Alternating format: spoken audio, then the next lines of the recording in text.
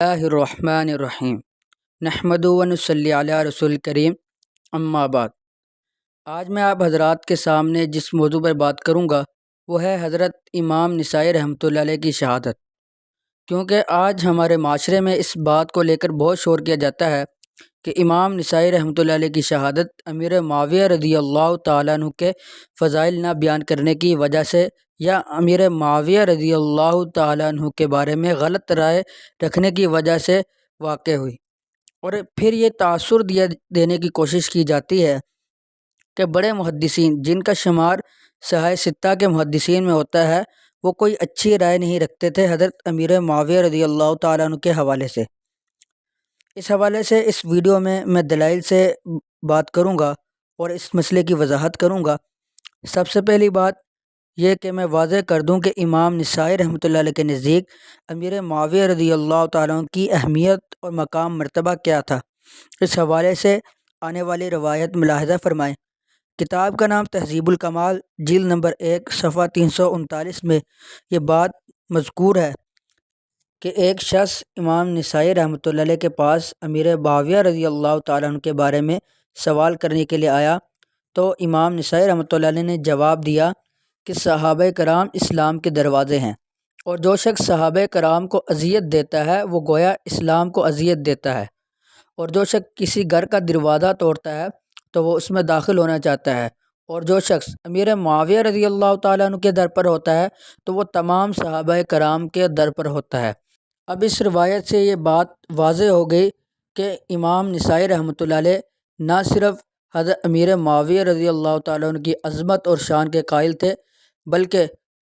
امیر معاویہ رضی اللہ تعالیٰ عنہ کی ذات پر کیے جانے والے حملے کو تمام صحابہ کرام کی ذات پر حملہ کرنے کے ساتھ تشبیہ دیتے تھے، اور بالواسطہ اسلام پر حملہ کرنے کے مترادف سمجھتے تھے۔ اب میں اس روایت کے حوالے سے بات کروں گا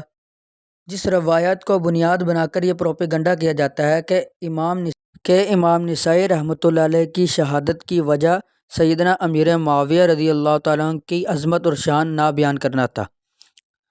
اب اس روایت کی آپ حالت دیکھ لیں۔ یہ روایت امام حاکم نے معرفت العلوم الحدیث میں کچھ اس طرح ذکر کیا ہے کہ محمد بن اسحاق الاصفہانی نے یہ کہا کہ مصر کے بعض مشائخ نے یہ قصہ جو شہادت کے بارے میں مشہور ہے مجھ سے ذکر کیا۔ میں اس تفصیل میں نہیں جاؤں گا کہ یہ قصہ کیا ہے اور اس میں کیا بیان ہے، آپ اسکرین پر اس کو ملاحظہ فرمائیں۔ باقی رہ کہ اس روایت کے مقام مرتبے کی بات کریں تو یہ روایت اس قدر ضعیف ہے کہ اس سے کوئی بھی استدلال ممکن ہی نہیں، کیونکہ روایت کے قابل قبول ہونے کی پہلی شرط یہ ہے کہ راوی کا نام معلوم ہو۔ یہی وجہ ہے کہ یہ جو روایت شہادت کے حوالے سے بیان کی جاتی ہے اس میں محمد بن اسحاق الاصفہانی جن بعض مصر کے مشائخ سے اس روایت کو منقول کرتے ہیں وہ سب کے سب مجہول ہیں، اور آج تک کوئی بھی محدث ان کے نام اور عقائد کچھ بھی بیان نہ کر سکا، اور نہ ہی یہ روایت کسی اور ترک سے ثابت ہے کہ اس کو کوئی قوت مل جائے یا اس کو تسلیم کرنے کا کوئی ذریعہ بن جائے۔ اب یہ بات واضح ہوگی کہ شہادت والی روایت نہ صرف منگرت ہے بلکہ امام نسائی رحمۃ اللہ علیہ پر الزام تراشی کرنے کی ایک ناکام کوشش ہے۔ اب اس وضاحت کے بعد بھی اگر کوئی شخص اس بات کا قائل ہے اور بضد ہے اس بات پر کہ امام نسائی رحمۃ اللہ علیہ کو نہ صرف شہید کیا گیا بلکہ